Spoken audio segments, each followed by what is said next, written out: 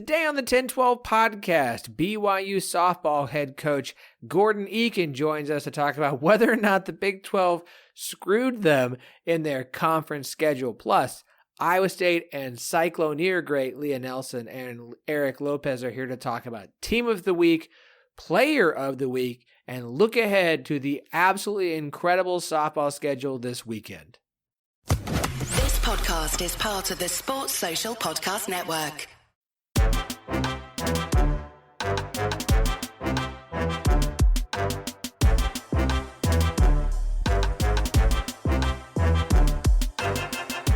Welcome to the 10-12, the podcast that covers all 14 teams in the Big 12 Conference, plus Arizona, Arizona State, Utah, and Colorado. We are the flagship show of the 10-12 Network. Find every show on the network at 1012network.com, and we are partners with Sports Social, Europe's biggest sports podcast network. I'm your host, Phillip Slavin. Thank you for joining us on this Thursday. It's Thursday, and that means that we are talking Big 12 softball, a Big 12 softball loaded show. BYU head coach Gordon Eakin is going to join us here in just a little bit to talk about the season so far for the Cougars, his thoughts on the Big 12, and getting some advice from some other Big 12 coaches on the season thus far. But joining me as they do every week, and I can't say this enough. It's an honor and a pleasure, and they do a lot. And I can't be more thrilled to have these two people joining me this season. She is Iowa State softball alum, and I'm going to call it, you know what? We called Gabby Gregory the mother of Gapco. We're going to call you the mother of the Cycloneers, Lea Nelson. I could just hear you just hype me up all the time. I love it. I'm excited to talk softball. A lot of rainouts, but a lot of fun things that we can cover this week. So. Mother Nature is a word that I can't say around my children, so I won't say it here, even though I'm currently in a hotel somewhere in Northwest Arkansas. Also joining us, he is the voice of UCF softball. He makes them sound good, but they don't need help because they are good. He is Eric Lopez. I unfortunately was around Mother Nature a lot this weekend in Clearwater, but I did get to see Texas, UCF, and Oklahoma State among many teams in Clearwater, so it was fun while it lasted. I mean, I feel like we have to start there this weekend was only disappointing because we didn't get so many of the matchups we'd hoped to see across the state of Florida. That's just the most unusual. And look, Florida gets weather, but the whole state was just encompassed by this just mother of all storms that came through. Kansas missed games. Texas missed games. Oklahoma State, UCF. If you were playing softball in Kansas or in Florida this weekend, you missed games, which was really disappointing because of not only the effect that it had on games on Saturday that actually were played, but the fact that we had so many rainouts and game cancellations, and the fact that, and I hope this doesn't affect the decisions in the future, that we had games set for ESPN on Sunday that didn't get played. I hope that doesn't make UCF or it doesn't make ESPN think differently about scheduling games on that network in the future at Clearwater, as big as that event is. Yeah, I agree. I think the big, it's unique. It's the first time in the history of that tournament that they got washed out. It was the whole state was washed out Sunday. There was only 3 or 4 innings played in Boca, 5 innings. Otherwise, everybody was washed out.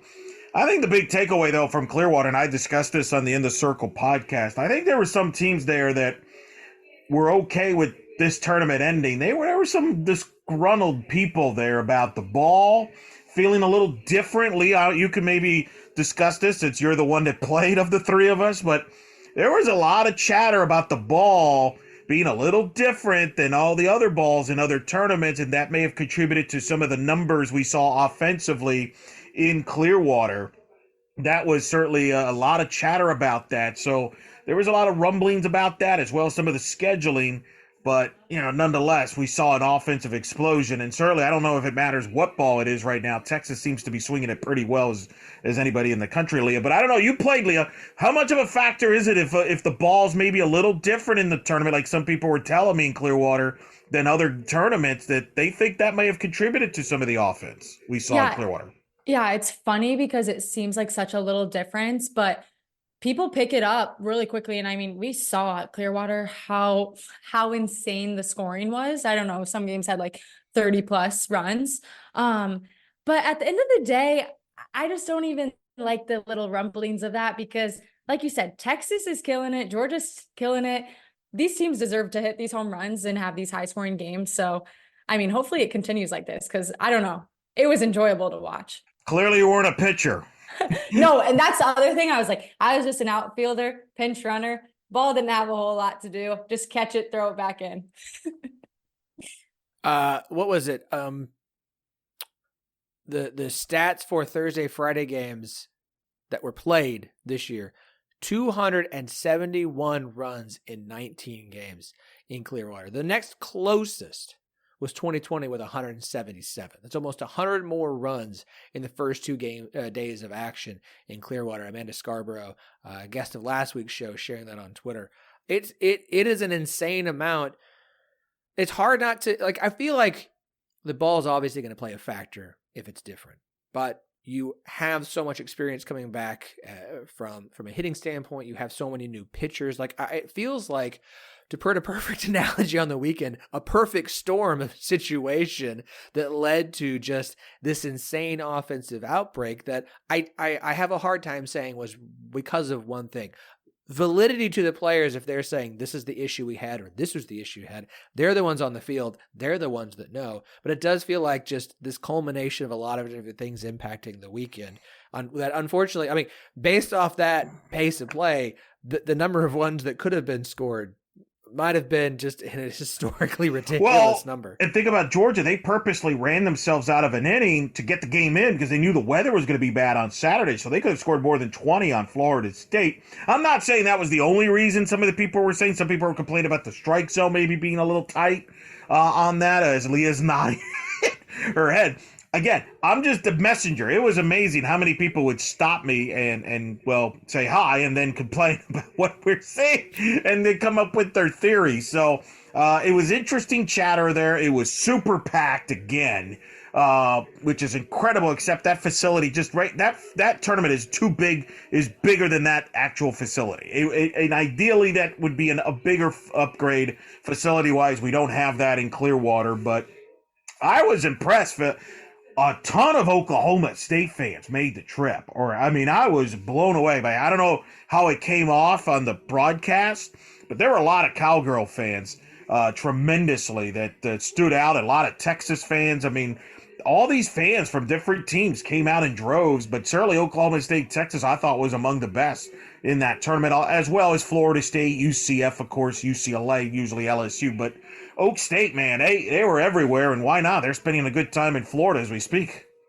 Fans have bought in, and I think the fact that Oklahoma State has been there for every year that this event has been held, and, I mean, they've been at this event before it was called the Clearwater Invitational. It was still the Michelle Smith Invitational or whatever it was called. Like, Gajewski has brought them to this tournament, whatever its name was, every year since he's been in charge there. So I think, like, the consistency of going there every year, knowing they're going to be there, knowing that Oklahoma State's, this is a big deal. I think Oklahoma State fans are invested in Oklahoma State softball, and they're invested in going to this event. So I think that's a big deal.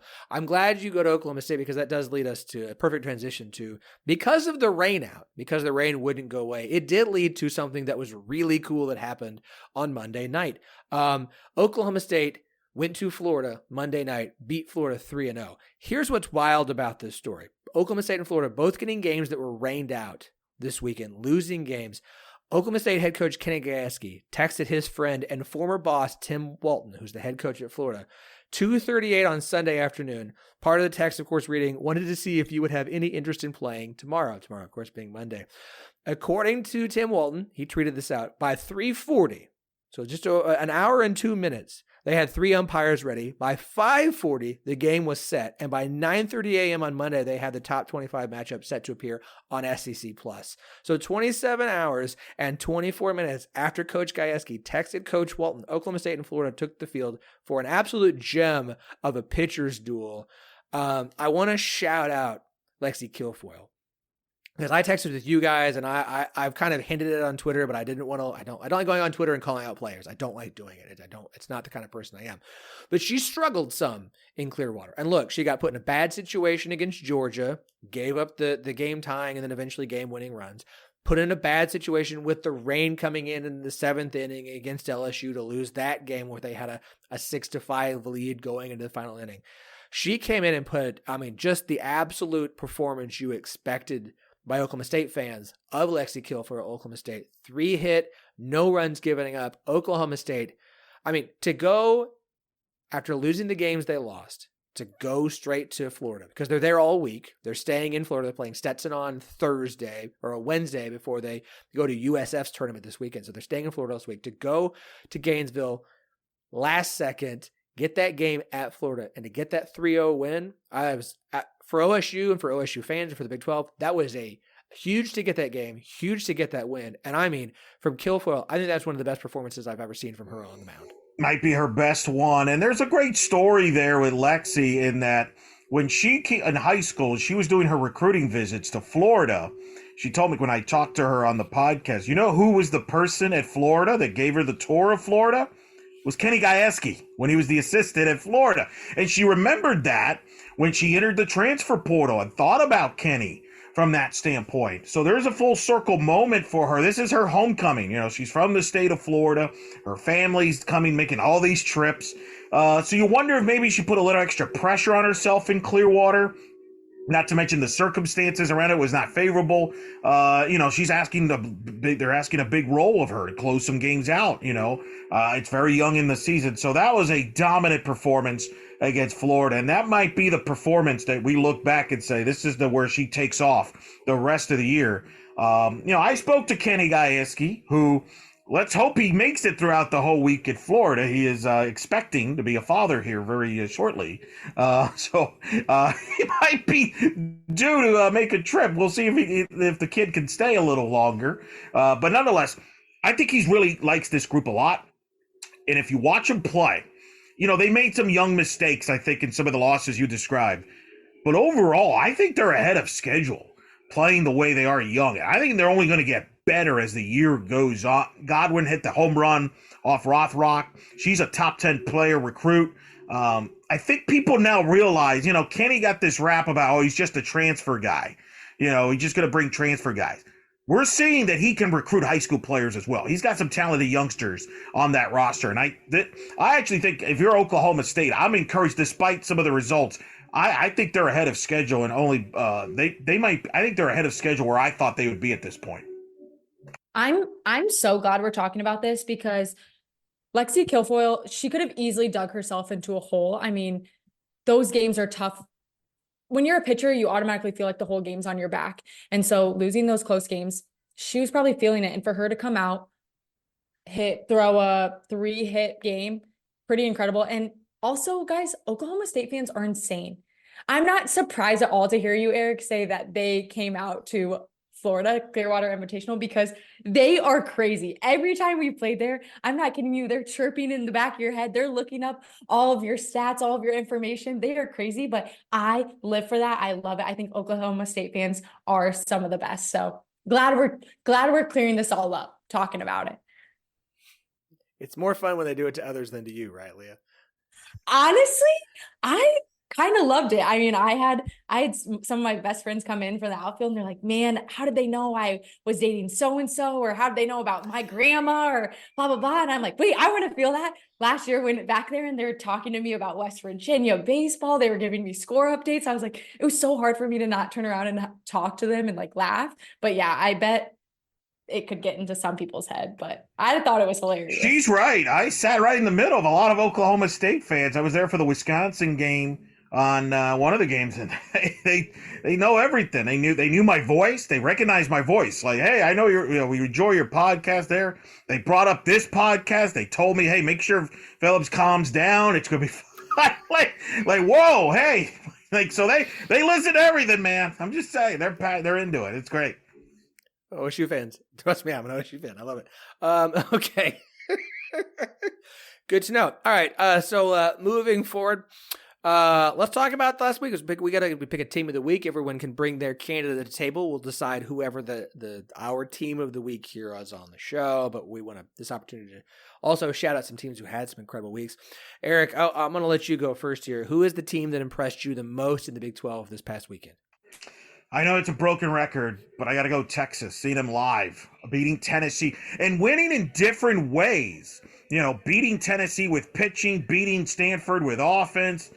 man, they just got it clicking everywhere right now. They are as dynamic. They are clearly the second best team. And I've said this now. They have made up ground on Oklahoma. Now, we're going to find out when those two teams play how much ground. But you can make an argument. All right. I understand why Oklahoma is ranked number one. They should be ranked number one. They're the champions and all that. I get that.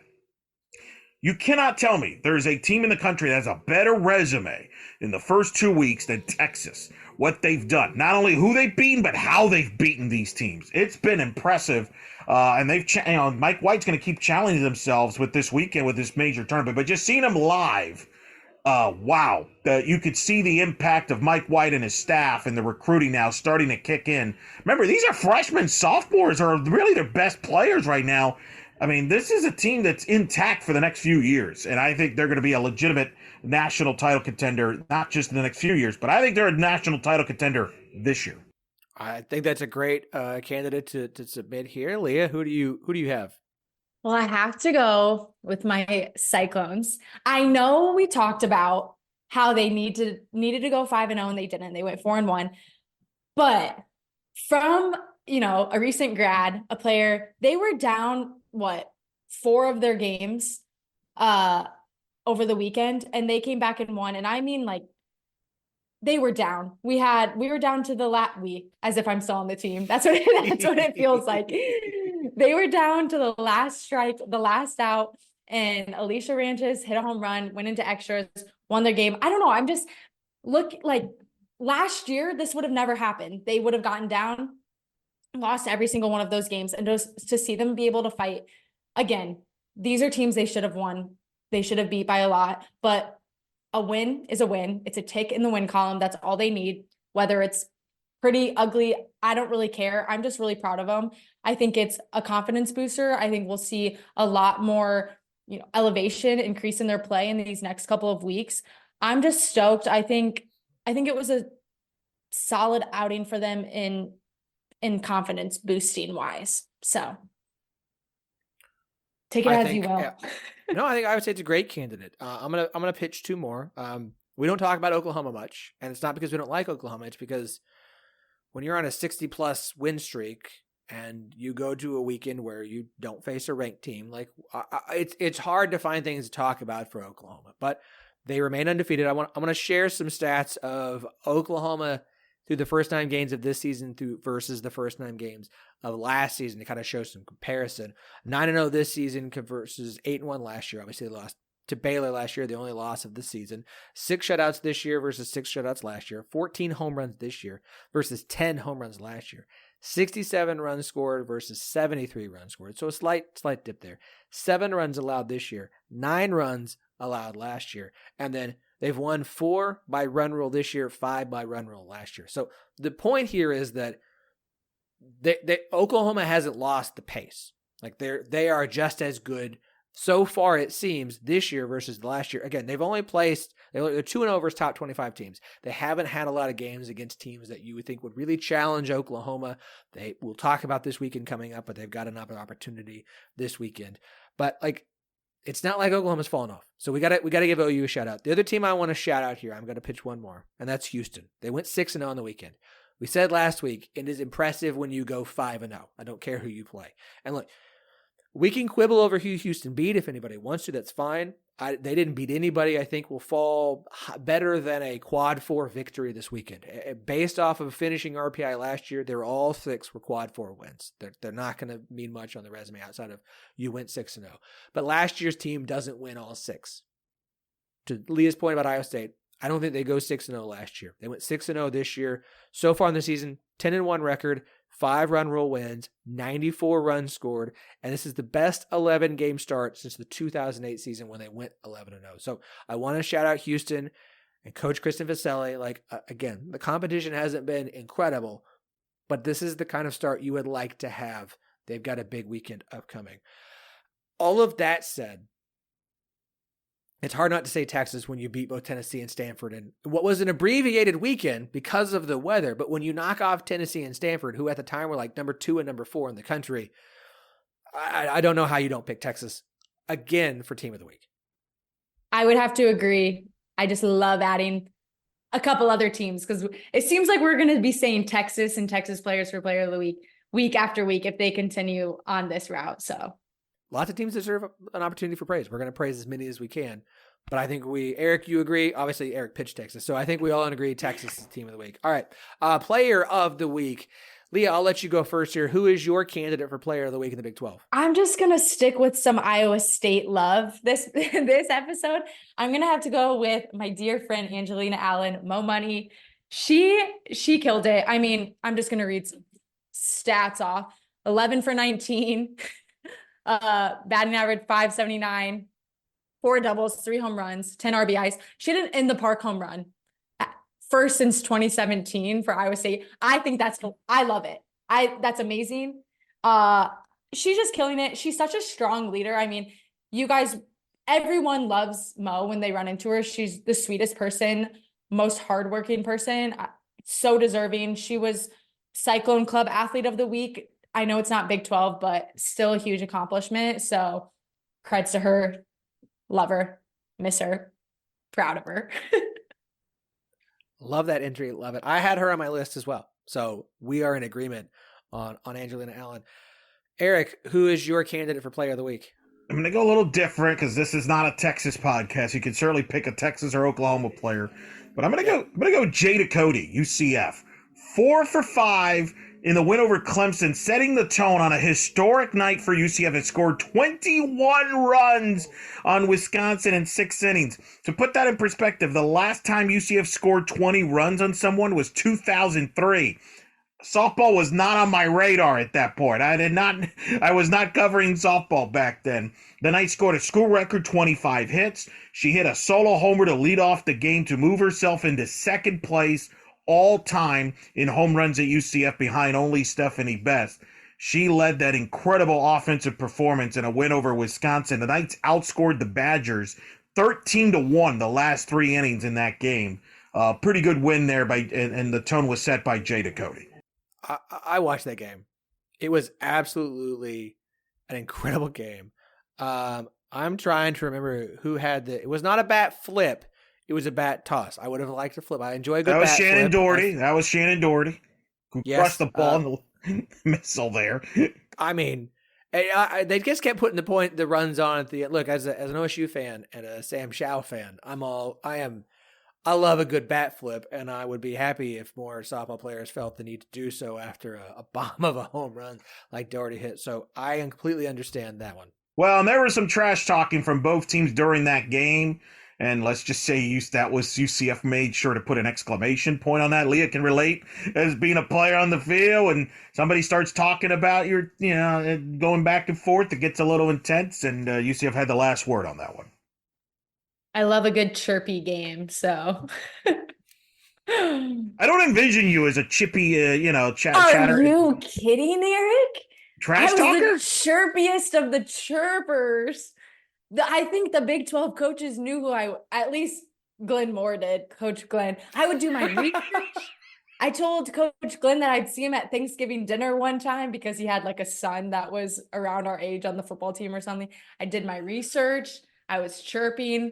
I was kind of safe sometimes on the bench. So it was like, I couldn't go out there and strike out. I was safe. So I had to let the other players kind of back me up. Wait, so what did you have like some liners? What did you say? Oh, well, I would do my research, figure some stuff out. I don't know. Research? You're doing research? Yes. Eric, this was like what I was known for in college, not my stats, my chirping. So you're like the trash talker. You're on the all trash talking team. Yes, 1000%. Okay, I've now thought of 2 things we're going to do moving forward. We're going to have Leah's chirp of the week, in which you have to pick a player, and you have to chirp at them here on the podcast, and we'll make sure to tag them. I don't think I could do that. At the end of the season, I need your trash talk team of the season. Oh yeah, I love that. Your Big 12 trash talkers. I want to list. I want to list off the air of some of your best one-liners you've used and who you've talked to. I mean, I don't know. My all-time favorite team to chirp was Baylor because Coach Glenn Moore was a good sport. Like he would always come back, talk to us, chat with us. Coach Kenny Gajewski was fun until his team wasn't doing too great. And then it got kind of chirpy. And then Texas was the best because it got rowdy. I'm learning something new about you every week. This is great. Yeah, I know. I thought you were unbelievable. Lee has just offered to do the Glenmore interview on the podcast. Oh, 1,000%. I would. I miss that guy. We're that email is going to go out. We're getting that scheduled very soon. To wrap up player of the week. Look, she was a Big 12 player of the week, so we have to shout her here. That is Texas freshman Caden Henry. She went 3 for 3 against Tennessee, scored the decisive run in the 2-1 win, had her first multi-home run game, hitting 2 home runs against Stanford, 4 RBI in the 9-2 win there. She led the Big 12 in batting average at .833%, on-base percentage at .833%, and slugging percentage at 1.833 for the week. Ranked top 5 nationally in all 3. Again, Texas is going to be a team of the week. They're going to have a player of the week on a regular basis. The way they're hitting, the way they're pitching, the way they're playing, like it's going to be hard pressed not to see them there. I love the Angelina Allen shout out. Look, 2 of us have Angelina Allen on our list. And I don't need to just do what the Big 12 does. So in my book, I'm two of us here. I'm going to call Angelina Allen our player of the week.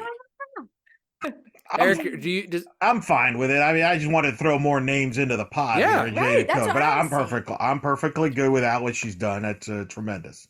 I don't care if our list is 10 people long here. We're going to shout out who deserves to be shout out. We're not limited here. I'm more fascinated now by Lea Nelson, the trash talker. I thought like, wow, this is a sweet girl. It knows her softball. There's this dark side here, this trash talker. I don't. It's just like so easy to get kind of sucked up into it, and like I don't know. It's like, and again, we're playing Texas, Oklahoma, Baylor. Like, it's easy because they're just so good. We always played our best softball against, well, I shouldn't say always, but a lot of the times we played our best softball against them. It was fun to add a little, like, I don't know, spice to it. How did Coach Pink feel about it? He was on board with this? Yeah, he was on board. He usually would just turn, as long as we were respectful and didn't cross the line, but he would just kind of turn his head and or shake his head and just be like, what are you saying? But So just be clear, did you ever reach out to Glenmore's son on the football team? No, I did not.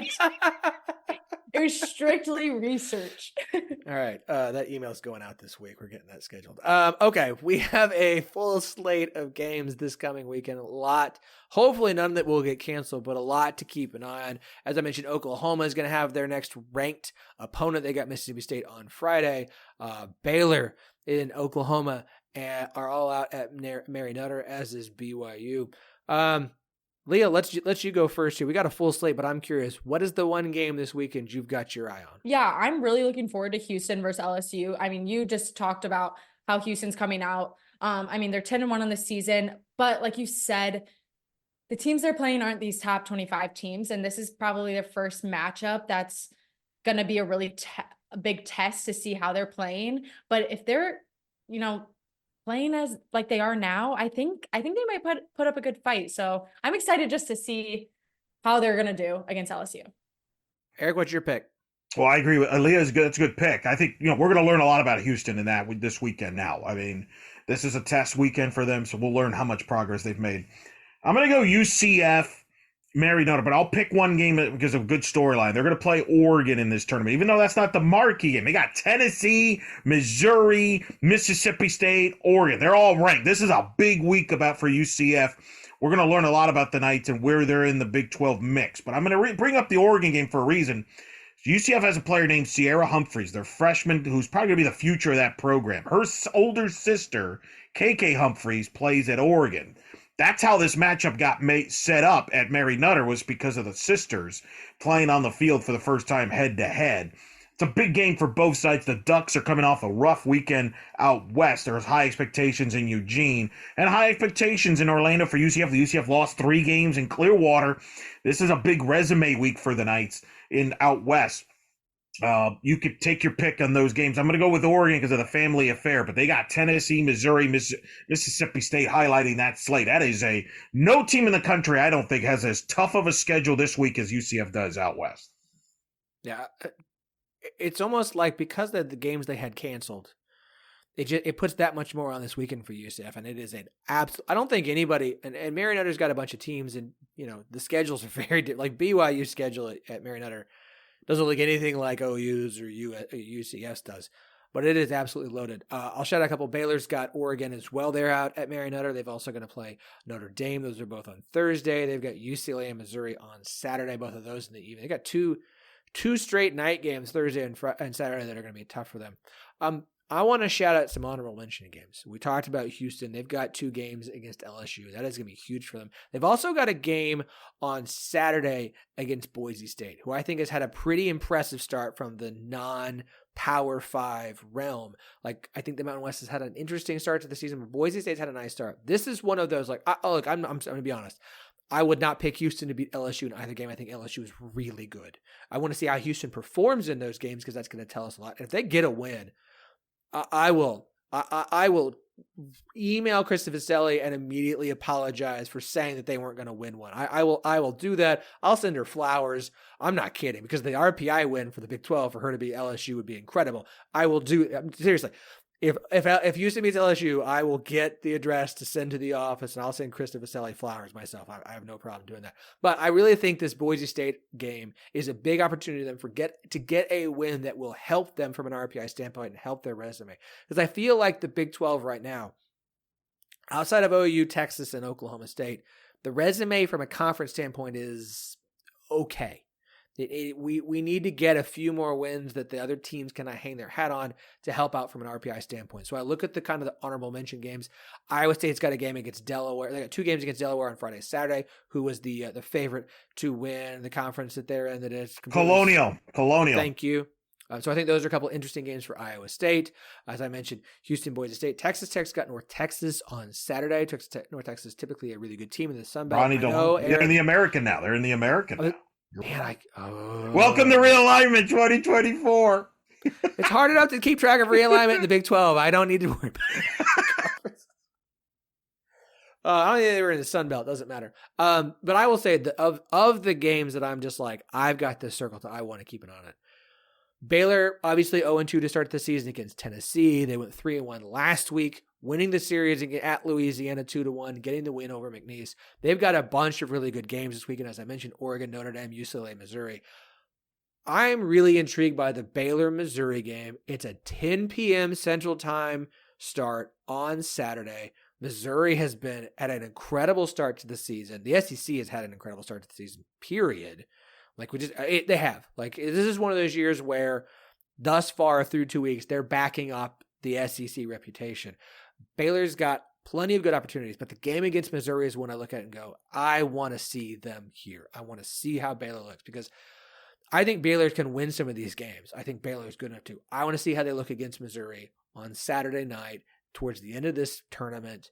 They've had to open against UCLA before this game. I think this is a big one for them. After playing UCLA, turning around later that evening and playing Missouri, I got my eyes on that one. I definitely have my eyes on that one. I'll be following that closely. UCLA, that's the resume, right? That's where you build your resumes. If you're Baylor, if you want to be in the mix to host, what an opportunity against the UCLA team that's very young and really not deep pitching-wise. Missouri's played a high level. They got 2 good aces there with Larissa Anderson and company, but it's at Marynetter, out west. Wacky games tend to happen when at that late hour too. I don't know, Leah, have you ever played at Nutter before? Yeah, we played, and let me tell you, it's just different out there. And yeah, there's some late games. People come out. It's crazy. It's a different atmosphere. I mean, I'm really fortunate I was able to experience it. Like you said, though, it gets crazy.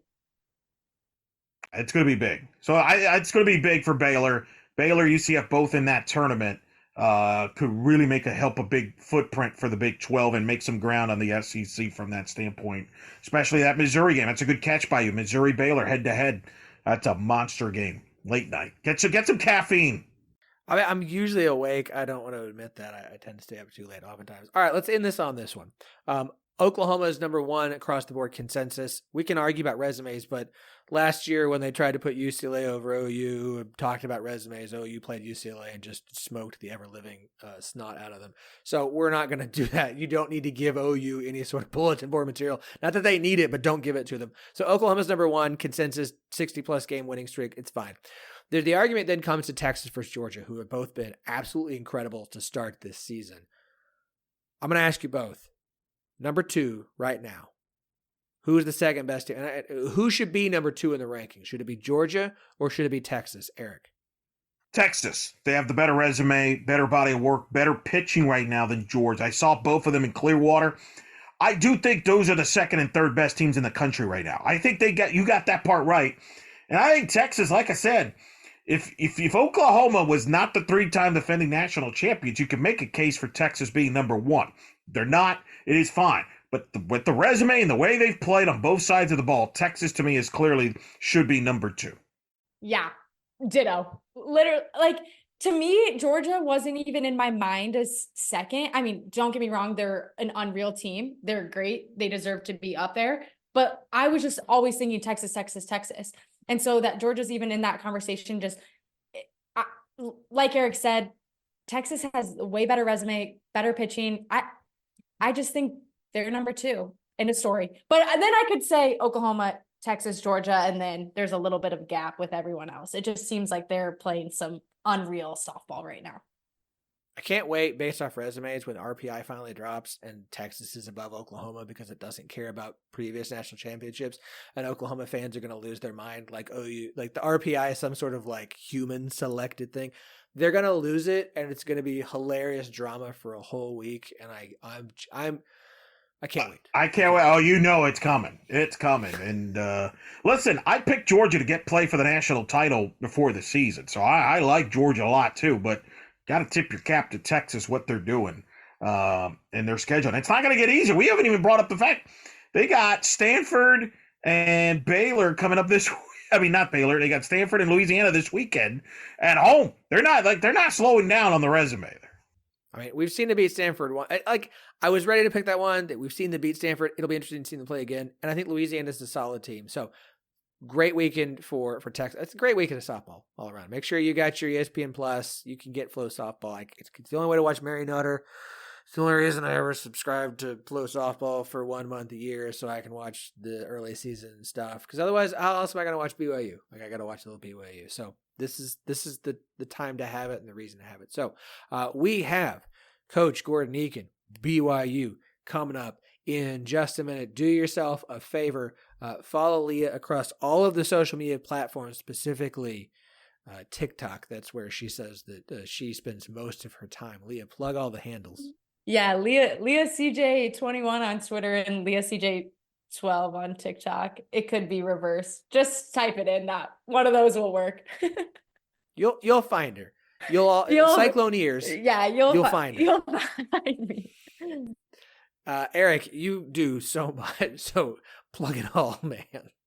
Baby, Eric Lopez Elo is the best way to keep up with what I'm doing. I'll be following Mary Nutter very closely, especially that Saturday slate that you've referenced with Baylor, UCLA, Baylor playing as well, Missouri. So that's a big night there. But also in the Circle podcast, we'll be breaking down Mary Nutter, recapping it as well as previewing it. So looking forward to it and then other platforms. But Eric Lopez Elo, easiest to keep track of what I'm doing because every week it's different. You can follow us at 1012 Network on Twitter, 1012 Pod on Instagram and Threads. If you haven't yet, go check out Monday's episode. Gabby Gregory interview is absolutely fantastic. The Gap Goat is great, and you can find out why she's Cyclone Larry's Valentine, which is the weirdest sentence I think I've ever uttered in my entire life. And, of course, we cannot get to Coach Eakin before we say shout out to Charlie Hustle, sponsors here on the 1012 podcast, the 1012 Network as a whole, partners here with us. We absolutely love everything that they have produced. They got sales going all over the place. Okay, they had their sales for the weekend. They always do some sort of T-shirt Tuesday deal on Tuesdays. Now, obviously, it's past Tuesday, but I just want you to remember that and think about that for the next Tuesday that comes up. And you can always use the promo code 101215 TEN1215 for 15% off all non-sale items. They've got every Big 12 school currently, minus Cincinnati. Y'all keep keep going. Keep tweeting at them. Let us know. Like, we put out a poll. I want to know what Cincinnati logo you want to see, Cincinnati fans. I don't even know if Cincinnati fans listen to this because it's a softball. They don't have softball. So we'll just set that aside for now. This is the rambling part. We need to get to the interview. 10, 12, 15, TEN 1215 for 15% off all non-sale items. They've got absolutely incredible gear. They've got something for you if you just want to wear something to your favorite Big 12 school baseball or softball game throughout the season. Basketball still going strong. So go outfit yourself right now. Check them out. More than 30 schools available. CharlieHustle.com. 10, 12, 15. 15% off all non-sale items. Charlie Hustle. Vintage made fresh. All right. Coach Gordon Eakin. BYU. Fantastic interview. He's coming up right now. It's been a successful start to the 2024 softball season for the team we're talking about today. That is the BYU Cougars in their first year in the Big 12. Very excited to have joining us for the second year in a row, the head coach of the BYU Cougars, Gordon Eakin. Coach Eakin, welcome to the show. Thank you. Glad to be here. I'm thrilled to have you guys in the Big 12. And so I've got to start off by asking, it's been a few years of getting to this point. It's finally your first season in the Big 12. Big 12 play hasn't started yet, but how excited are you guys just to finally be at this place? Well, very excited. As a competitor, you always want to play against top level competition, to challenge yourself, to test yourself. And we've always tried to do that in our non-conference schedule in the past, but it's really nice to just have it built into your conference opponents. We're very excited about it. Is it nice to know that the conference slate will help the resume more and maybe it takes some pressure off of that non-conference slate? You don't have to schedule quite as hard in non-conference because the Big 12 from an RPI standpoint can do more for you than the West Coast Conference did? Well, I think that's a two-edged sword. First of all, it builds your RPI. Every team you play in the Big 12 will build your RPI or improve your RPI, but you also have to compete well and finish with a 500 or better record. Doesn't matter what your RPI is if you don't win those games. So it's kind of bittersweet, but it's what we want. It's what we're looking forward to, and we're excited to be a part of it. If only we could all be the SEC and get teams in with a sub 500 conference record. Sorry, just easy spot for some SEC slander.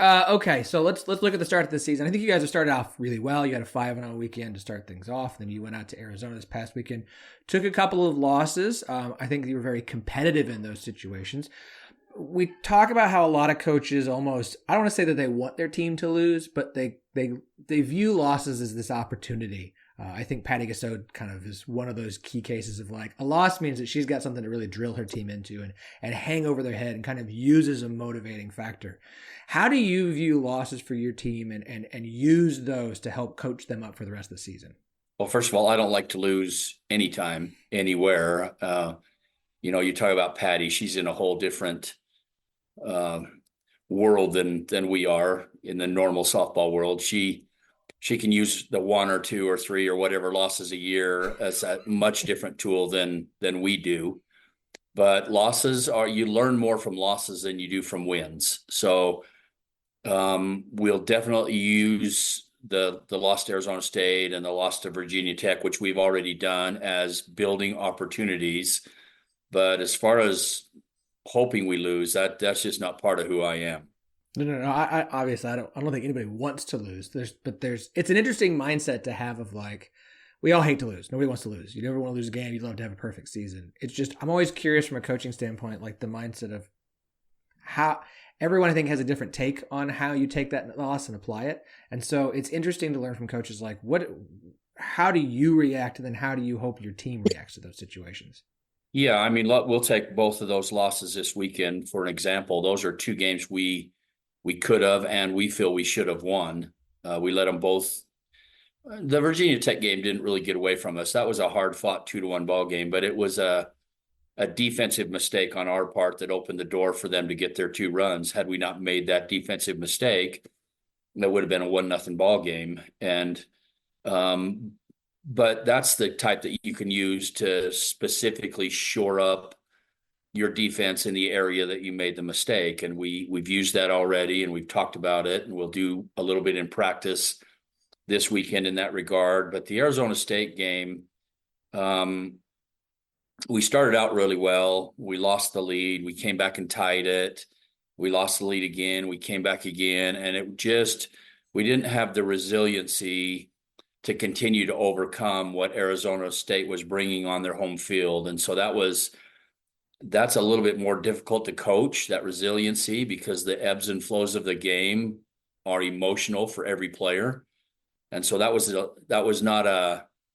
more a matter of just taking their best shot and coming back from it. And we talked about it, and hopefully we'll learn from it. But we feel like both of those games are games that we could have and should have won.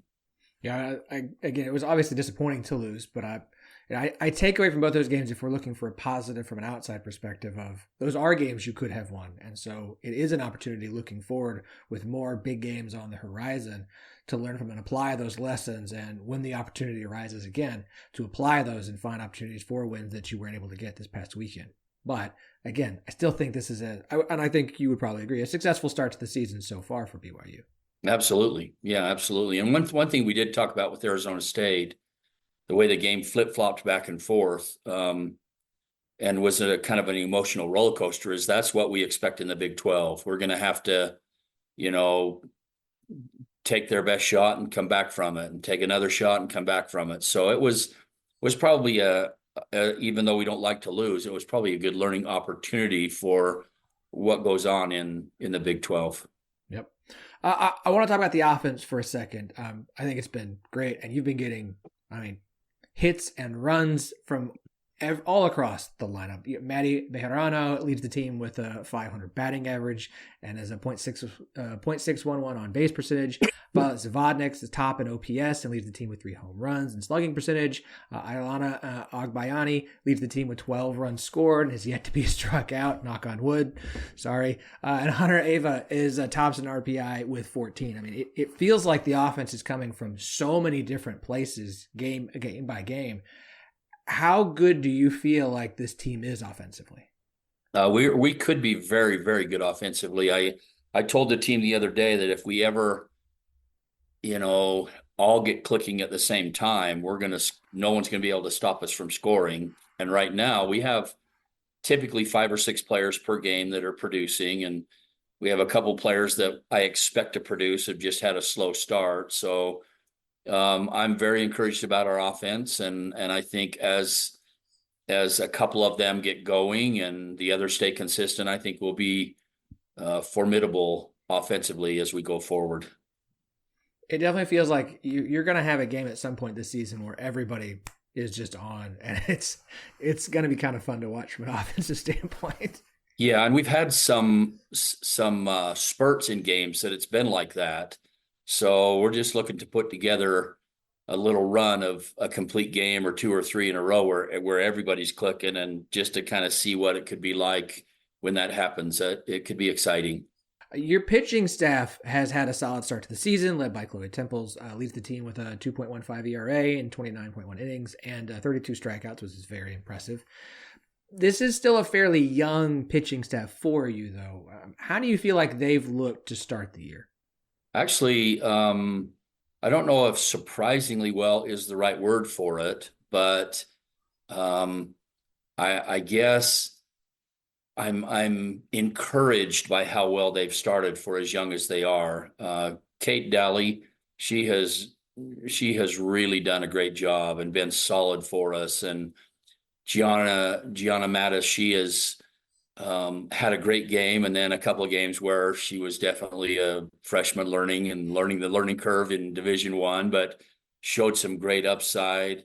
Chloe has pitched extremely well for us. Kaysen is, she's had some nagging aches and pains and injuries that has kind of kept her from, we're not throwing her a whole bunch right now, trying to get her completely healthy. And we're hoping this week or next week she'll be back and those nagging aches and pains will be gone. But I'm very encouraged by the way the youth of our pitching staff has developed quickly, and then Chloe has done an incredible job.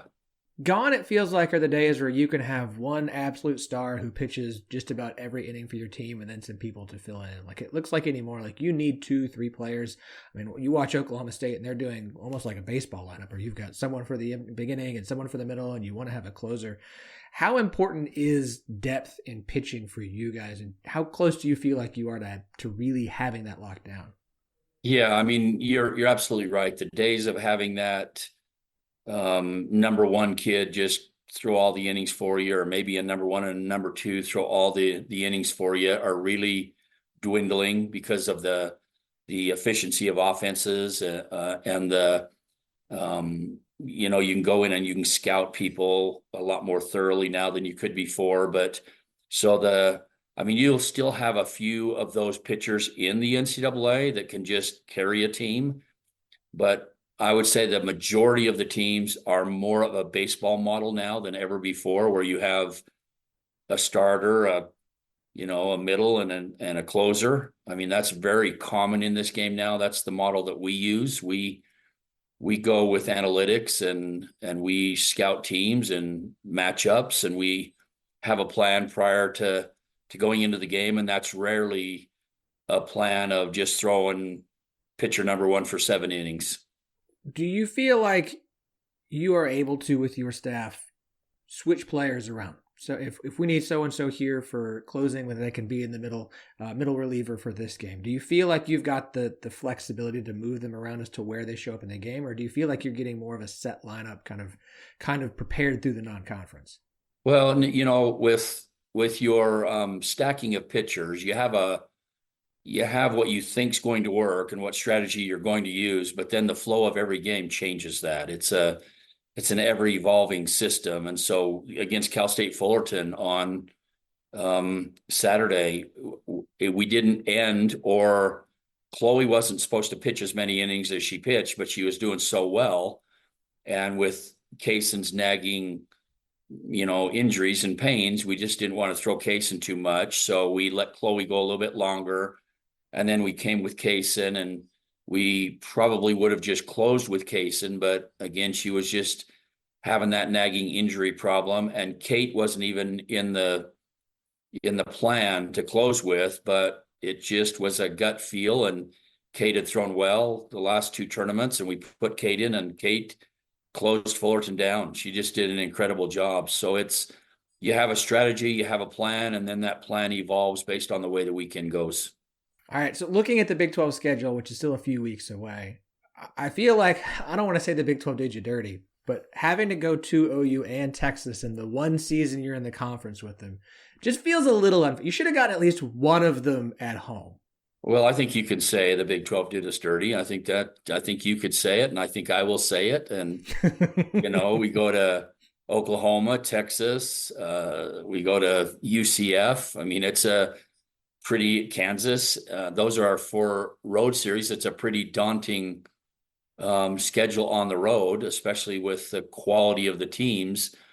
But then I look at it and I think, well, look, we get these other teams at home, and that gives us a great opportunity with 5 home games against very good teams to perform well at home. So on one hand, I would have liked to have one of those 3 at home, looking at the schedule, but they're tough no matter where you play them, at home or on the road. They're tough. Yeah, absolutely. Obviously, I'm curious. Since we last talked, we now know that Utah, Arizona, and Arizona State will be joining the Big 12 next season after Oklahoma and Texas leave for the SEC. How do you guys feel about Utah joining the Big 12? Are you excited for this to be a conference rivalry that you can have on a, hopefully, and I would assume, year in and year out basis? Well, it'll be much easier to schedule them, where right now we've had to try to find a midweek for both of us that works, and that's been extremely difficult to plan that in your schedule. You'd think it would be easy, but it's not. So we don't have to worry about getting that rivalry game in anymore, and now it'll be 3 rivalry games. So, to me, I look at the Utah series. A lot of people look at that as just the most important game of the year. I look at it as another important game, and try not to put any more value on playing Utah than playing Oklahoma State. I think you get caught up doing that, then you either psych yourself out or you have a letdown after or a letdown before. So I try to approach it and have the team approach it as another great series, another great game. But it is nice to be able to travel 45 minutes up the road and play a series rather than clear across the country and play one. Yeah, I mean, look, having 3 other schools closer in proximity is not going to hurt with Arizona and Arizona State as well. Obviously, don't know what the scheduling plan will be once we get the new 11 team conference. Sorry, the various different numbers of teams across different sports. It's kind of hard to keep track of sometimes. We had 7, now we have 10. Then we're gonna have 11. I'm doing my best.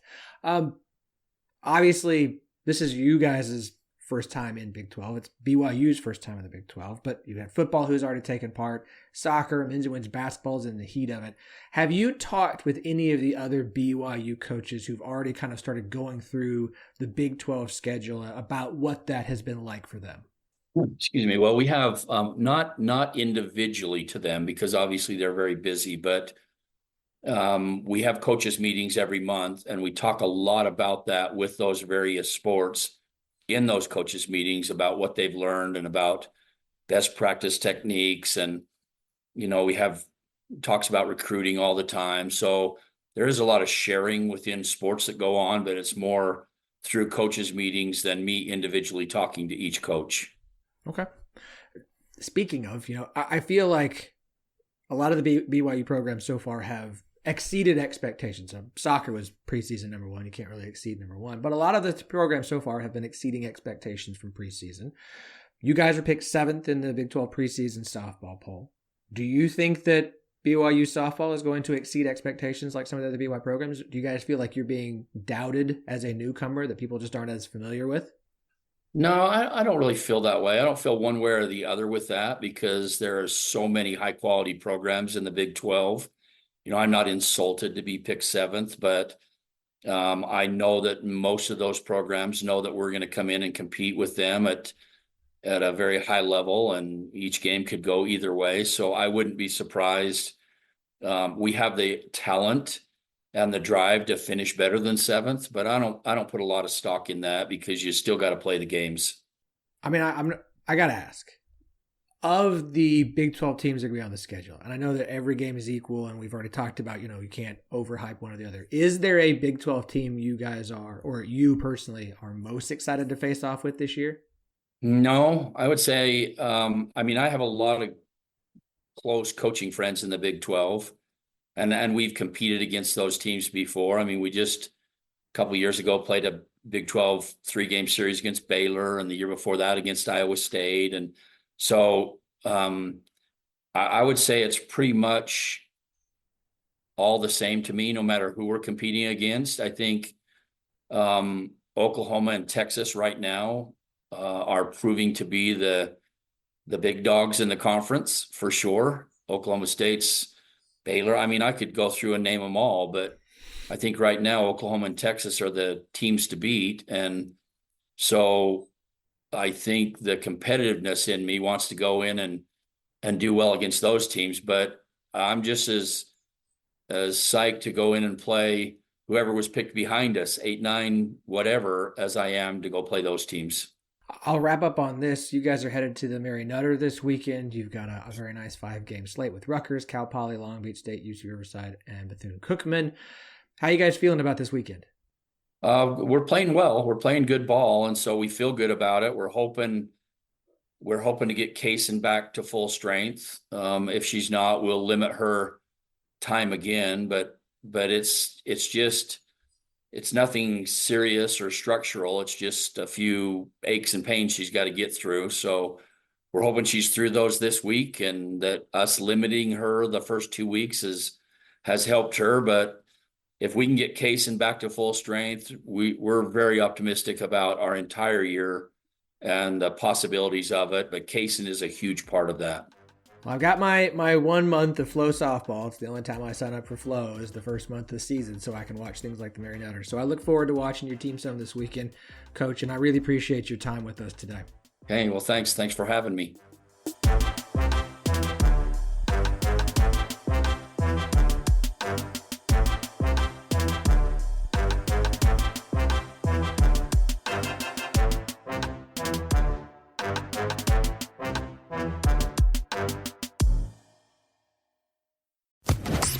Social Podcast Network.